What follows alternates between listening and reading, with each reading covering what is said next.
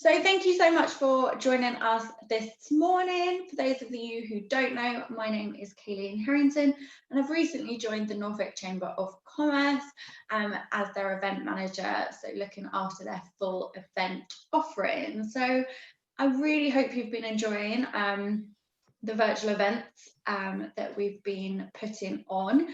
You can find all our full offering of events, including our recovery programme, on our website. I'll put a link in the chat function, so feel free to view these after the webinar and book on any. They are completely free to attend. So many businesses have critical services underpinned by a contract with third parties, but how well are these relationships managed until things go wrong or contract renewal is approaching? In the 60-minute webinar, Richard Oliver, Principal Consultant at Peru Consulting, will go through the benefits of managing your third-party contracts, the issues that can be avoided, and the benefits gained. You're welcome to ask him questions as there'll be a live Q&A afterwards. So please use the Q&A function whenever you have a question. So Richard, over to you. Thanks, Kaylee. I'm in the right place at the right time for the right subject, so that's good. Thanks for the intro. So good morning, everyone. As Kelly said, we all rely on third parties of some description, shape, and size. So today I'll take you through some methodologies, some principles and practices that's kept me out of trouble for a few years. The deck is quite detailed, but it's really more to the detail is to act as a reference thereafter, rather than having to contextualize the slides by playing back the presentation. So apologies for some of the detail within them, but hopefully it serves as good reference for you afterwards. So we'll go through various tools, we'll go through some methodologies and the benefits that they can bring to you and your businesses in working with your third parties. So who am I? Who are Peru? So Peru, we're a small consulting firm specializing in strategy, architecture, sourcing and commercial transformation and optimization opportunities. We're all real world practitioners. We've lived and breathed the jobs and skills and areas that we now consult upon. So we've not been sitting in the glass tower seeing what's going on in the theory world. We've rolled our sleeves up, we've got on with it, and we still do within the work that we do. And about myself, so a varied career. So I spent 29 years with Aviva, which saw me through infrastructure and operations, managing onshore, offshore teams, 24/7 covers of the infrastructure. Moved into service management, sort of specialising really in the asset management configuration and change aspects of the ITIL model, but was overall process owner for all disciplines and their interaction and integration with each other. That sort of took me out to Canada for a couple of years to address some audit actions there, and came back to the UK in a commercial management role, governing the $1 billion data center outsource agreement that was being put in place at that time. Moved on to Willis Towers Watson, south of the border in Ipswich, where I created the vendor management office for Willis, governing sort of around about $700 million worth of spend over quite a few thousand suppliers, but most of that, it was the 80-20 rule. Most of that 700 million was across a fifth of the supply base, and then ventured out into the world of contracting. The presentation delivering today is partly already been shared at a couple of Gartner conferences, where it was used as a case study example. And so if any of you've been to the procurement and asset management conferences from Gartner in I think it was in the Docklands or in Texas, then you might have seen this before. So what are we gonna cover? So what is supplier management? Why is it so important? So it's my definition. Within the contract life cycle, the engagement points that supplier management kicks in, the processes that we use to govern and deliver supplier management, which is supported through the governance framework, a bit around MI, scorecarding and dashboarding, and then a brief conclusion and summary. So hopefully this should run through to about quarter to 11. So leaves plenty of times for Q&A at the end, or to cut off early and get yourselves a cup of coffee. So what is supply management? So supply management for me is the glue that really pulls sort of key stakeholders involved in any aspects of dealing with a third party together. It's the business, the consumers of the services, the procurement teams who put in who work through the negotiations and the contracts, the supplier, and importantly the legal team to ensure that everything is shored up. So supplier management function is that glue, is that hub in the wheel. Is it a function? Is it a team? It can be either. It's a discipline that's really needed to be undertaken. A few bullets here that sort of why is it so important? It ensures there is a commercial strategy in place. Whether it be for a supplier or whether it be for a category, so a group of suppliers or a function, what's your organization's commercial strategy? Where are you taking those services and suppliers? Do you want to maintain the relationship with some of those suppliers? Do you want to actually step back because your strategies are no longer aligned? Or are there specific partners that are working well and you want to grow? It can promote, supply management can promote supplier consolidation and service delivery efficiency. The analogy I use here is, I try and play golf, and I've got a bag full of golf clubs, but by the end of the round, I can probably only use 4 or 5 out of the whole bag. So why do I bother lugging the rest of them around the course? The same can be said for your suppliers. Why invest the time and the effort in managing so many when you can get commercial leverage through consolidation? For example, if you consolidate your supply base, you're putting higher volumes through those suppliers, and therefore could attract the next tier of pricing. Good supply management ensures you're in liaison with the business. You understand the requirements for any new tenders that come up, and you can see them in the landscape approaching. And you can be that glue between the business and the procurement team to ensure the right deals are put in place. Once the deal's in place, it's really ensuring that the business and your organization sees that return upon the investment that you've made in that arrangement. Is the supplier delivering good quality goods on time at the agreed price, at the agreed quality? Understanding where there's issues, resolving those issues and managing that relationship. Which is key and ultimately sort of underpins a supply management function. Yes, there's a contract, that's the legal and the T's and C's and the deliverables, but so much of a supplier management role is around the relationship that you can deliver. That you can attract and build with your suppliers and partners. So for me, that's why supplier management is a critical function to an organisation. A few sort of specifics of what we've seen from the engagements that I've undertaken either in previous careers or some separate contracting and consultancy work. We see reduced costs and cost management. We see increased efficiency and delivery. As I said before, consolidation of the supply chain.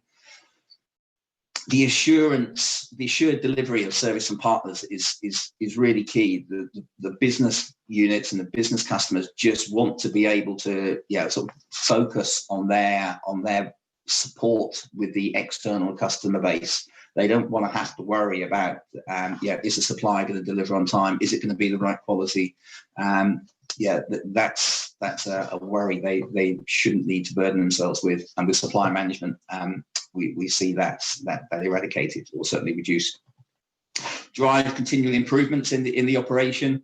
Start leveraging some innovation and continuous improvement ideas from the suppliers as you understand each other's businesses. How can you work together? If they're technology providers, where can they introduce new technology to help your efficiencies? There's always risks, certainly with any outsourcing, and there's plenty of legislation to underpin the risk management of any outsource. And that's what the supply management team should stay really close with, working with the legal and audit functions. And as I said before, establish a collaborative working relationship and partnership. What we see where it's either chosen to ignore or just not undertaken at all, you start to, it's almost inviting unpredictability, low quality services. We've seen examples where customers are paying for what they don't need, paying for services that are not delivered. A classic example was a customer was paying for a network link to a building that they sold 5 years ago, and actually that building had been knocked down. But they weren't managing their supplier, they weren't managing their inventory of services. Yes, the supplier could be equally at fault here as well. But yeah, that was several £1,000s worth of avoidable spend that could and should have been tracked. You quite often see if a supplier can get their tentacles into an organisation, start divide and conquer, start playing different strategies, different price points across. Typically, there's a lot of complaints about performance where a supplier isn't managed, where they're held to their obligations, or the internal company themselves aren't delivering their obligations, which the supplier needs to deliver their aspect. The benefit realisation. You put a contract with a supplier in place to deliver value. Without managing that value erodes, and you get to the point you don't realise that the contract is about to expire. You've got a very, very short time period, but you still need the services. So often we see contracts roll over into another term or another 12-month extension on terms that were maybe 3 to 5 years old. Or in some contracts, a natural rollover, the suppliers load it to be really, really quite unfavourable. So the green and the amber, the good and the bad, and probably to the right of the screen there's some downright ugly as well as to what can happen if suppliers aren't managed effectively. So these are the reasons it's really important to us. So in that overall contract lifecycle engagement, where does supplier management tend to fit in? We quite often see a confusion and an overlap in the roles with procurement. As teams and as organisational structures, yes, it can be operated the same, but the disciplines are certainly quite similar as you go through the process. So in that sourcing aspect, yes, there's the analysing the need. Procurement would take the leads on the market analysis, the options, the financials, running the process, the evaluating the results. Supply management would ensure and broker those needs with the business, almost be that translator between what the business wants to what the procurement team need to source. Then we're into the procure phase itself, so that the tenders have been issued. Procurement lead through all of that aspect of the request for information, the proposals, supplier due diligence, reviewing the proposals, contract negotiation, and putting the actual contract in place at the end. Supplier management, they're part of the evaluation process. Whether it's in an observational role or as an active contributor, we've seen it work both ways. But the advantage of being part of the process at that stage is that supplier management team or function or individuals, they've been through the journey of concept to contract delivery, so they understand the intent and what the contract has got to deliver, which when we get to the management phase is the supplier management function to ensure that happens, onboarding the supplier, defining a supplier classification or preferencing model, which I'll come on to further in the presentation.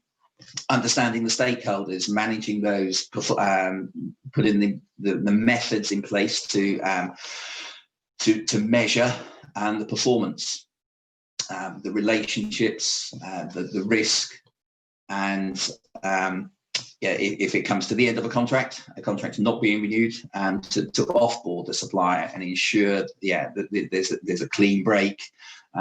Any of the artifacts or IP that needs to be returned or retained is done so correctly, and that any underlying clauses of a contract that remain in place, such as confidentiality, etc., for a given time after the end of the contract is still correctly managed and policed.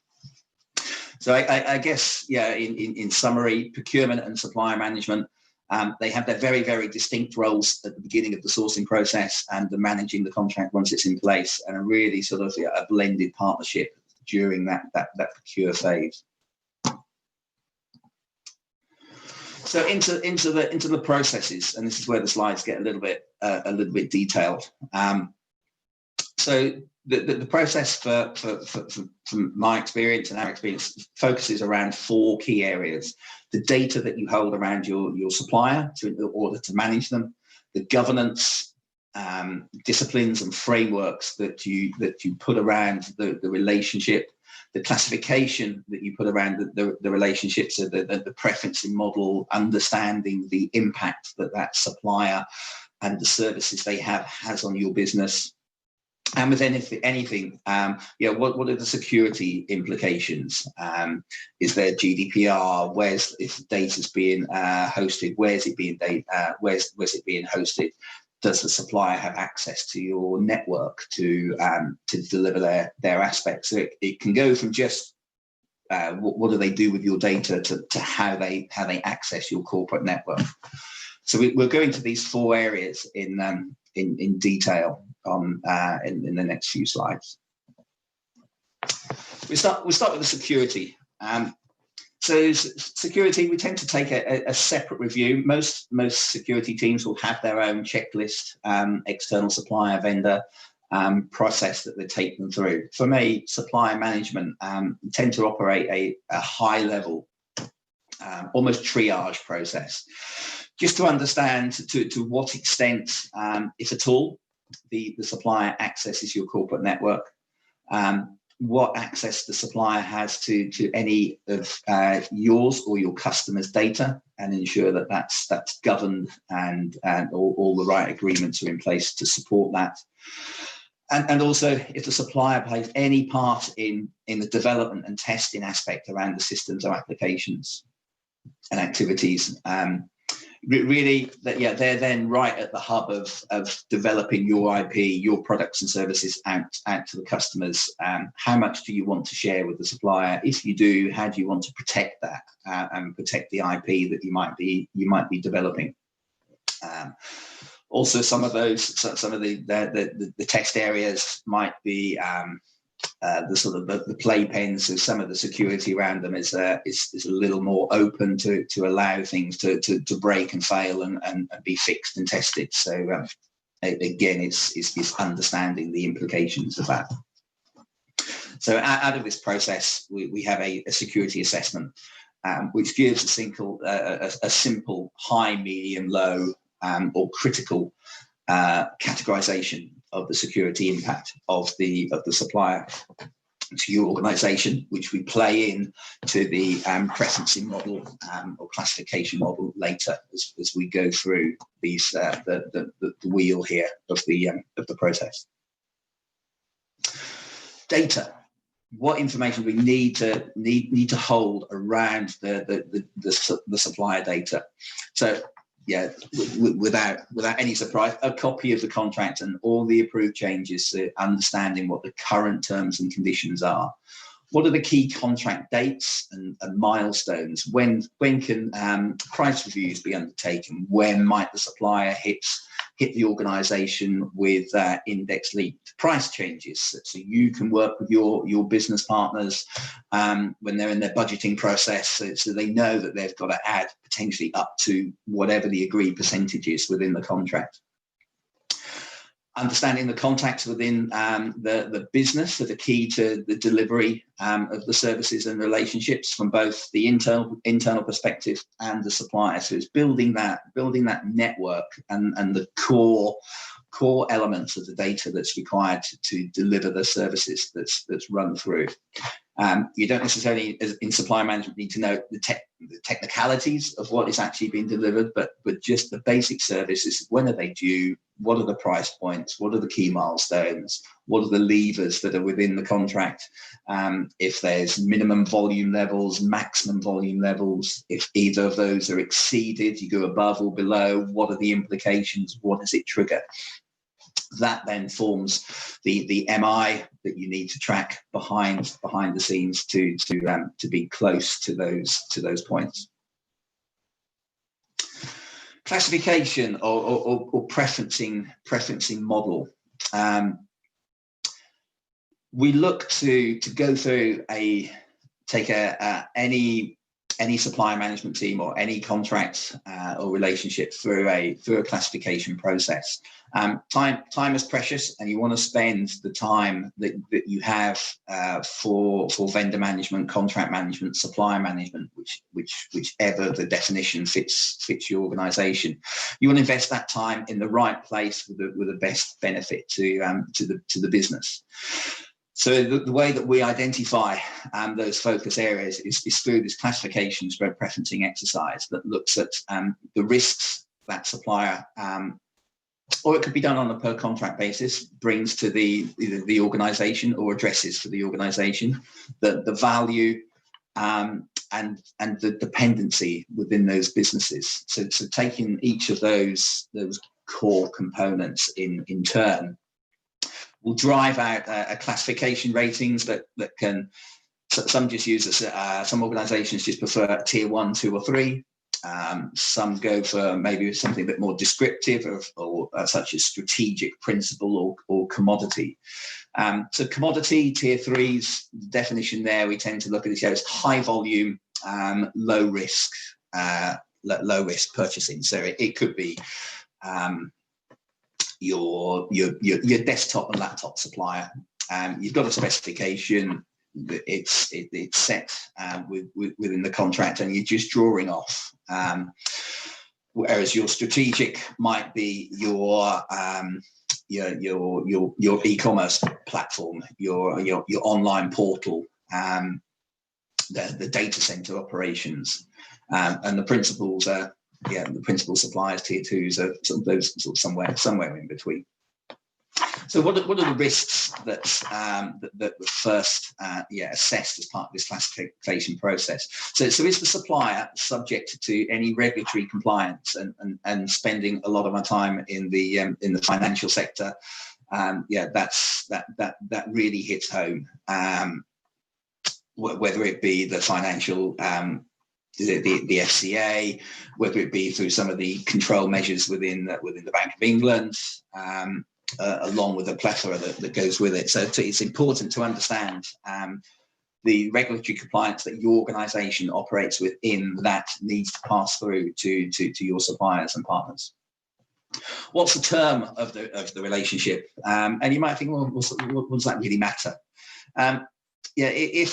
If you're signing up to a deal that's we've seen them typically 3 to 5, but some 7 to 10 year deals, you need to really understand how you're going to manage that relationship potentially for the next 10 years, or understand and be really clear as to maybe some of the exit and termination aspects become more important within the contract. But to understand the term and how to plan that relationship throughout the term.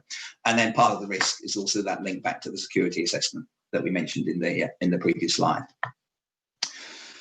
From a value perspective, what would be the impact to the consuming businesses or teams if you were to change supplier? If that supplier was bought out and it turned out to be a competitor of the organisation, what's the impact of changing? How difficult or expensive would it be? And that will help drive and understand the third aspect of what dependency does the supplier have, what dependency on the supplier does your businesses have? Is it, if it's quite a niche product or something that's been very, very bespoke to your organization, your dependency is really, really high, and you need to understand the risk around that. Should the relationship go sour? Should I don't know, one of your competitors use the same product?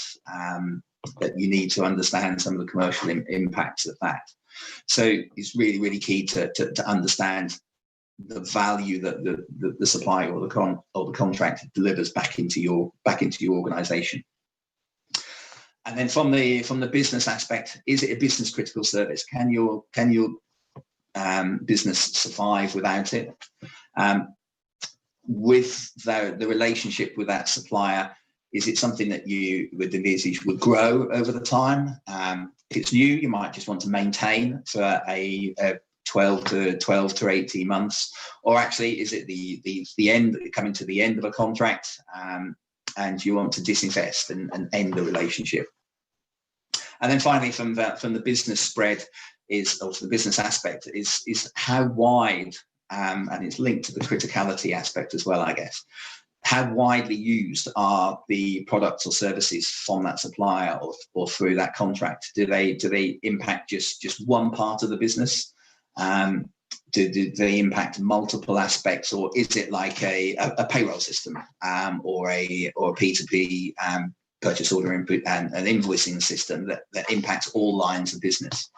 So those three factors of risk, value, and business, and understanding each of the measures within those drives an outcome, a classification. And these outcomes are weighted based on each individual business scenario. So it's a model that we use that's really, really flexible. I've used this from an organisation that's run out of somebody's garage with three people, but three people in the company, but some really, really key dependencies on relationships to using this in large enterprises in the UK and Europe. So it's quite a scalable solution. The one bit that you might have noticed that we haven't factored into the analysis is the cost or the value of the contract. It's always a hard question to answer as to why not. Quite often, a multi-million pounds contract, it only reaches that value, but sometimes because of the term or because of the high volume of units that you're looking to purchase over the given term. So it might actually be a commodity services, high volume, low risk, low cost, but over a term makes it a high value, and it can skew the real impact of that relationship on your business. So don't tend to take the value into the assessment of the preferencing and classification. So once we've gone through the classification exercise, is then looking the fourth aspect to understand how we're going to govern the relationship, and we look at that in four aspects. So security and risk management, we need to ensure the compliance and evidence is received from the supplier, and any changes that the organisation makes to their security policies or any of the policies that are under the supplier has to comply with are shared. It seems quite surprising to some clients that the supplier had this crystal ball to be all of a sudden aware of changes that were made internally. And when they came to the next review point, that they were non-compliant, but nobody had actually thought to tell them. And this includes things like SOX declarations, if there's any involvement from there as well. So the financial aspects around any security risk. Performance management, if there's rate cards, are they reviewed? Are they utilised? Suppliers are great at putting a rate card in place, but then everything's a bespoke, or yeah, that's a special need. Always try and anchor back to the rate cards. Understand the financial aspects of the relationship. So look at the financial performance. So it's looking to what are the costs, what are your thresholds, upper and lower limits that could drive the impact of the cost, supporting the budgeting process. Whether it's performance or relationship, it tends to be driven through how well the services are delivered. A two-way satisfaction survey. So what does the supplier think of your organisation to work with, and what do you think of the supplier?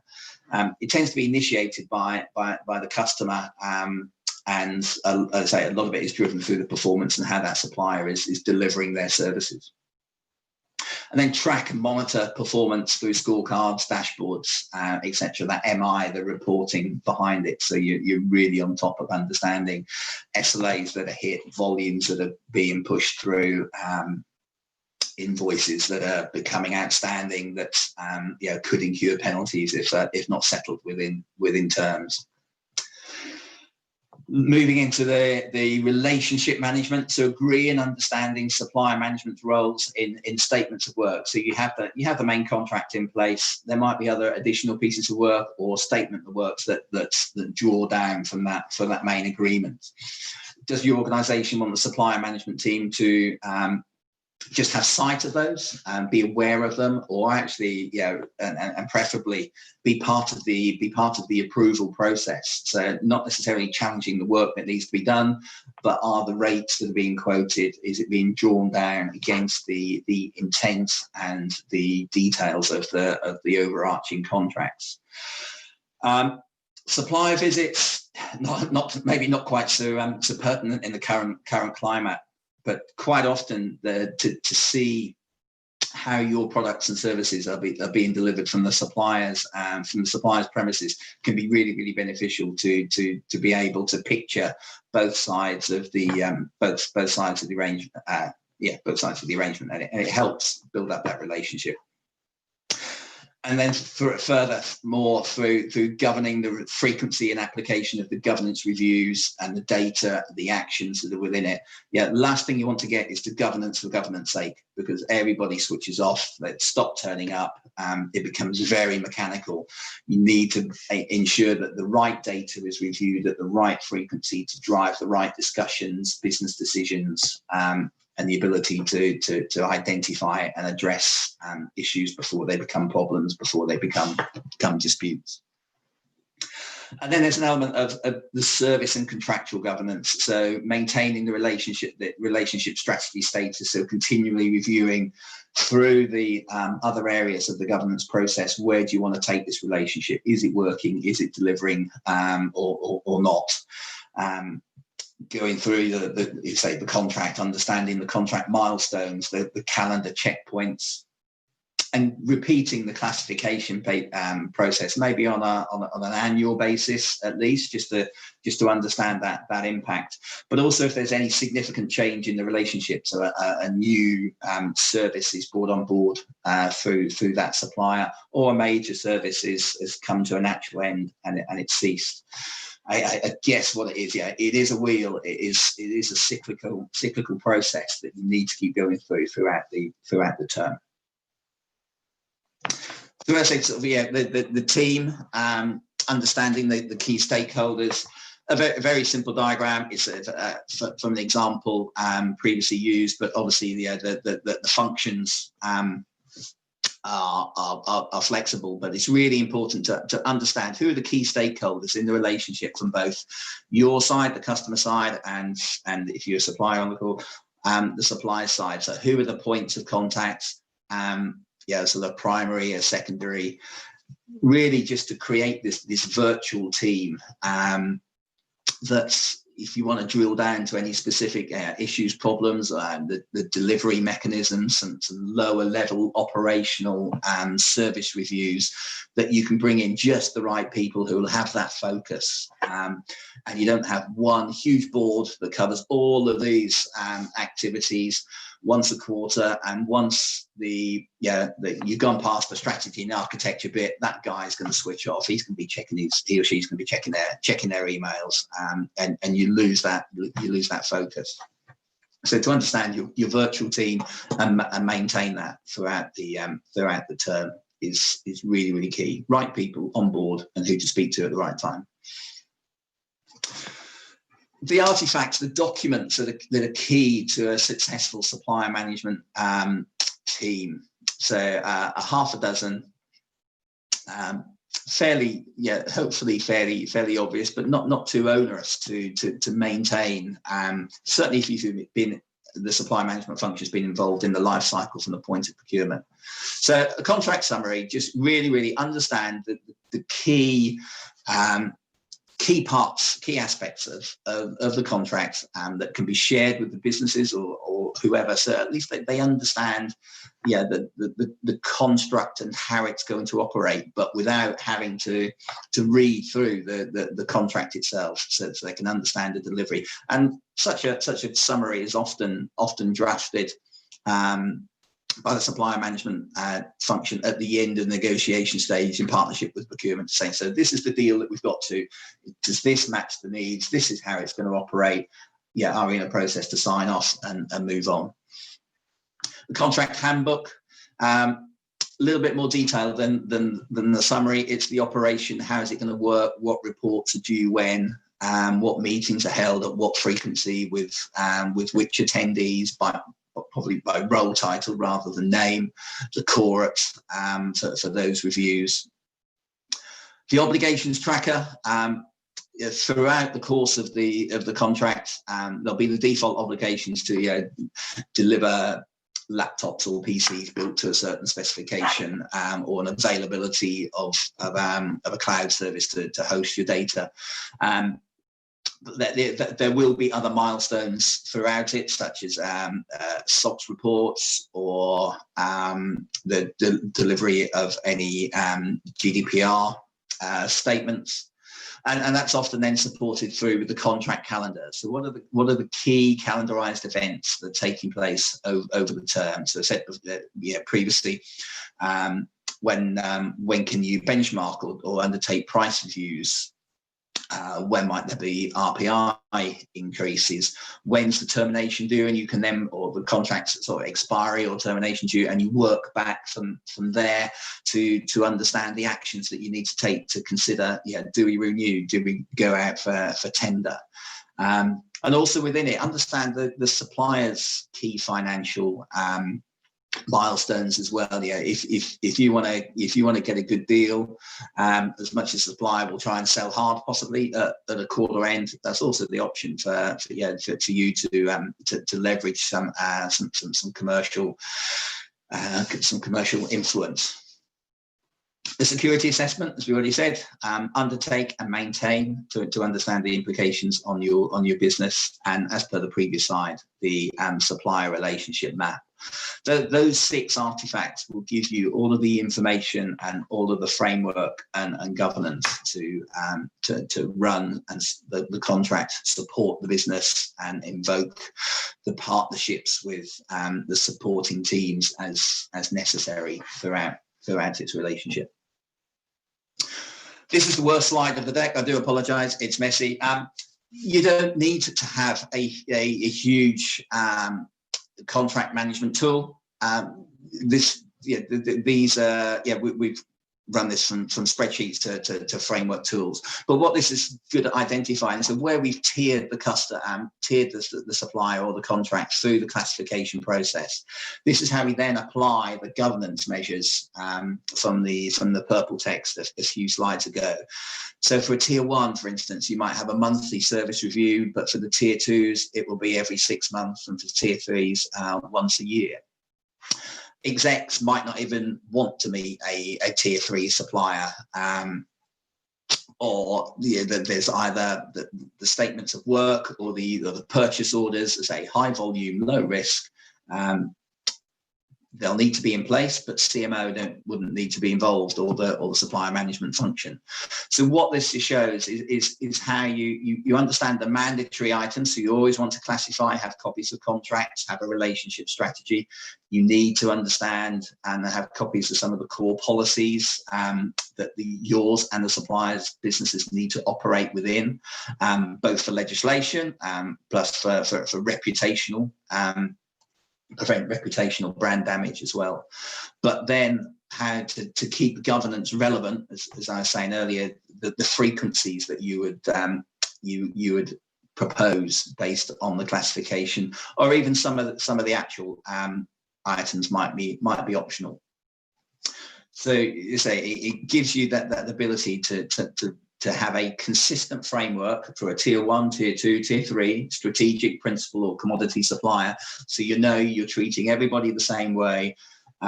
If there's stakeholders who are involved in the management of multiple suppliers, they know what to expect when they turn up to the service review or they receive the MI pack. Scorecards and dashboards. Sorry, rushing a bit, getting towards the end. There'll be the directors, the boards, the bosses who will want to understand the status of relationships, but without going through the minutiae of Excel spreadsheets, whatever. So we tend to do a high level scorecard. So really summarising for each supplier, what's the investment strategy, what do they deliver, what's the summary of their performance for the last quarter. A little bit of performance history across generally across the relationship, but then also for the last quarter across the contractual side. So are there any commercial disputes? How well has the service been delivered? And how are the risks being managed, and what key risks are there? What's the spend profile looking like? The contract value and its term, and if the supplier has been in the press, good or bad, it's good to know if you might be drawn into some association with an organisation. And then from a relationship perspective, how's the relationship commercially? So that might be detailing some disputes or some contract changes that are in place, prospects that the supplier is involved with and bidding for within the business. How's the project delivery of existing pieces of work running, and the service overall. In one of the organisations I work for, some of the suppliers were actually customers as well. So they purchased services from the organisation. So within this relationship, we'd also look to see what prospects are there for that supplier as a customer. So a group pension scheme or something like that, to really understand how both sides of the table were working. And in that instance, we then started to have the sales consultants sitting in on some of the, in this instance, they were IT relationships in those service reviews. So they understood how to play and understand the prospects and business that they were investing with the supplier, as much as the supplier investing with the customer. That's still quite a bit of detail. Sometimes for the real exec and for some of the CEOs and CIOs I've reported to, it's been as simple as what's the supplier's logo, the name, and a real high level sort of, where's the service going, staying the same, moving up, going down, and some commentary to just give that real high level summary. In conclusion, I guess sort of two key real points and ways to operate the function. You can lose the value that you invest in your relationship and in your contracts just by simply not managing them.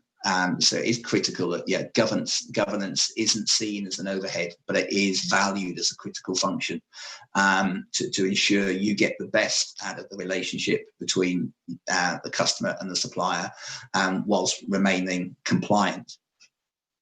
So we're looking at through the key areas, looking at the delivery of the service, the proactiveness of the relationship, investing in the collaborative working, leveraging innovation that your partnership can bring, whether it's technology the supplier brings to the customer, or there's a joint venture, so there's some joint innovation funding, some gain share opportunities, and really that strategic value add partnership is the panacea to try and get your relationships where it just works. You understand each other's strategies, you understand each other's businesses, and the partners are just seen as a natural extension rather than that customer supplier sort of lines of demarcation. And finally, it's the good old Gartner maturity model, but it's something that is really, really valuable in measuring the effectiveness of your function, from taking it through to the ad hoc. And if you can get to the level 3 defined stroke managed levels, you've got rigor, you've got process, you've got control, and that value is hopefully being assured or being addressed if it's failing. Getting to level 5, it's great to be there, but does anybody really get into that optimizing space? And then certainly throughout time, and as I shared in the presentation a couple of weeks ago, everything changes. The landscape moves. So what was criteria and benefits of a level 5 optimization level in 12-18 months time might just be the new normal for a defined or managed level. But it's really, really good process to every sort of quarter, 6 months, a year, take your supplier management function through the attributes, behaviors, identifiers of each of these levels to see where you are, understand the benefits that you could achieve by moving to the next level, and what you need to do to bridge that gap. That in a sort of 50-minute summary is Richard Oliver's view of the world of supplier management, and open to any questions you might have. Thank you so much, Richard. So it's just throwing it out there. If anyone has a question, feel free to either pop it in the Q&A function or pop in the chat that you'd like to verbally ask a question. We'll give it a few seconds to see if you've got any questions. If you haven't got any questions, let me know, because we'll finish the webinar early. We just want to make sure, I know it can take a while if you're frantically trying to type a question. So yes. So you will be sent a copy of the slides along with the recording as well. So following the webinar, I'll be sending a post-event email which will have a copy of the slides that Richard has kindly gone through, along with his contact details. So if you have got any further questions, you are welcome to contact him. So just seeing if there are any other questions. Thanks, Richard. His contact details will be at the end of his deck, but I'll also CC him into the post-event email. So just seeing if there's any other questions before we close. I always worry that someone's in the middle of typing one and then we end it. Okay, I'm going to say we haven't, but please let me know if that isn't the case. So just want to say thank you so much to Richard and for everyone who joined us this morning. Hopefully we'll see you again. We've recently put on our January, February and March events, so feel free to go and have a look at that. There will be more coming for early next year as well, which I'm in the process of updating our website for. So yeah, Richard, did you want to say a final farewell? Yeah, thanks, Nick. So thanks everybody for listening in. Hopefully you're still there. Really do appreciate your time and signing up for today. As Kayleen says, all the contact details will be out there. If there's anything that you want me to talk through in any more detail of this, or the hashtag new normal for supplier management I went through a couple of weeks ago, the offer is always open. The email box is always welcome to your contact, or give us a call. Perfect. Thank Thank you so much, and hopefully we will see you soon, and as soon as we can do face-to-face events, we will. Enjoy the rest of your day, have a lovely weekend, and hopefully we will see you soon. Thanks, bye. Thanks, bye.